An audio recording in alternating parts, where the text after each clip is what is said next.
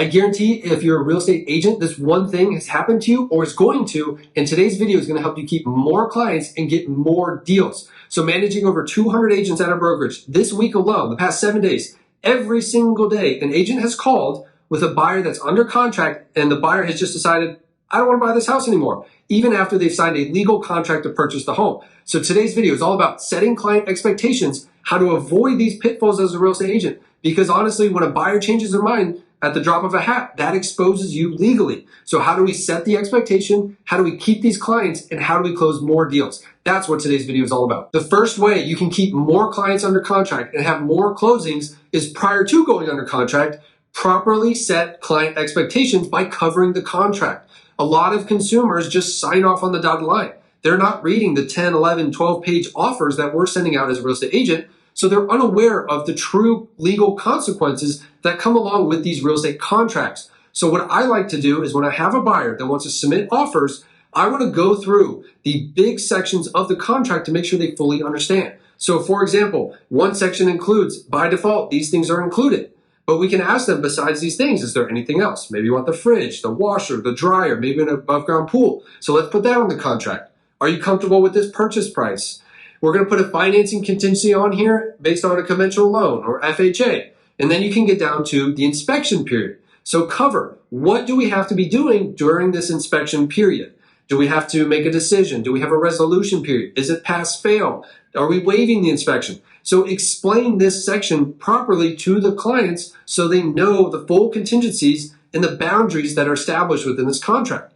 Another big part to cover with them is default. What does it mean if you're just going to back out of the contract for not a valid contingency or there's no real rhyme or reason with backing out? Cover default. So when you properly go through the contract prior to them signing this offer, that will keep more clients under contract because they fully understand everything going on. The second way to better set client expectations, especially when working with a buyer, is to break down how much they're actually going to be paying per month if they close on this house. And again, this should be done before writing offers, and you can get with the lender to make sure they properly understand what their estimated payment is. The hot topic right now is interest rates. Are interest rates going up? Are they going down? How does that affect my payment? 2-1 buy down. So there's all these different things, and interest rates right now are kind of the scary word that's thrown around in the media, but the client should know ahead of time, before signing legal documents, what is this payment going to be? And if they are understanding of that, then you might have less buyers cancel the contract because they're aware going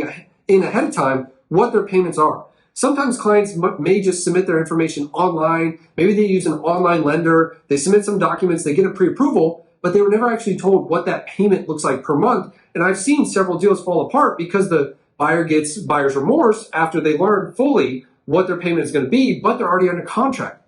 So to avoid a legal situation, let's know that ahead of time. Or I see consumers, maybe they go on Zillow and they look and they see, oh, this is the estimated payment per month, but they don't change the down payment from Zillow uses a default 20% to 5% or 3.5%, and that changes drastically. So make sure and get with the lender and have the client fully understand what their estimated payment is, so that way you have less deals falling apart. And finally, to keep more clients and have more closings, we need to look at the listing side when we're working with sellers. Because buyers walk away from deals all the time. They have inspections, they have financing, they have appraisals. And when a seller is selling a home, it can be a stressful time. They're trying to plan their next move. Do we buy another house? Are we relocating? So it can be very stressful. And when a deal falls apart, that can be absolutely devastating.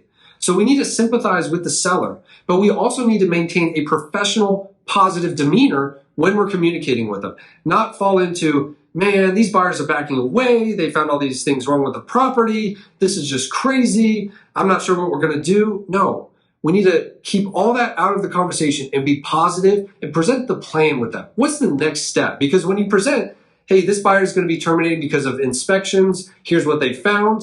Come to them with a plan. What we can do is have these things addressed. That way the next buyer, it's not a concern for them. We also got this property under contract 3 days on the market. We had several showings previous to these buyers writing an offer. We can do an open house. So come up with a game plan, very specific. When you present the bad, have the positive. And when you do this, it will keep the sellers more positive and prevent them from just wanting to cancel, quit, not sell the home anymore, and just change it altogether. And now you're out of deal. Now you're out of client. So be that positive professional that they can look to and always have a game plan, always have the next steps ready for them and ready to go. So as a real estate agent, when you utilize these 3 tactics, 1, covering the contract before they actually agree to legal terms.